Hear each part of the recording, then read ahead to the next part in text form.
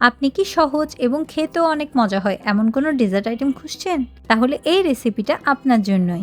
প্রথমেই লাগবে ১ packet biscuit. আমি এখানে ডাইজেস্টিভ বিস্কিটটা ব্যবহার করেছি। আপনারা চাইলে অন্য কোনো ব্র্যান্ডের বিস্কিটও ব্যবহার করতে পারেন। তারপর বিস্কিটগুলোকে আমি একটি জিপার ব্যাগে ঢুকিয়ে নিচ্ছি। এরপর ভালোভাবে বিস্কিটগুলোকে আমি ক্রাশ করে নিব। বিস্কিট ভালোভাবে ক্রাশ করা হয়ে গেলে একটি বাটিতে নিয়ে নিব। তারপর হাফ কাপ পরিমাণ বাটার দিয়ে ভালোভাবে বিস্কিটের সাথে মিক্স করে নিব।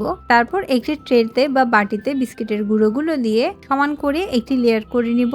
তারপর ফ্রিজে রেখে দিব সেট হওয়ার জন্য ১০ মিনিটের জন্য। এরপর একটি ব্লেন্ডিং জারে দিয়ে নিব পনির, তারপর ডানো ক্রিম ফুল ১ টিন, তাতে দিয়ে দিব 1 টেবিল স্পুন ভ্যানিলা এসেন্স এবং হাফ টিনের মতো কনডেন্স মিল্ক। আমি এখানে কোনো ধরনের এক্সট্রা সুগার অ্যাড করিনি, কারণ কি কনডেন্স মিল্কটা যথেষ্ট পরিমাণে মিষ্টি হয়ে থাকে।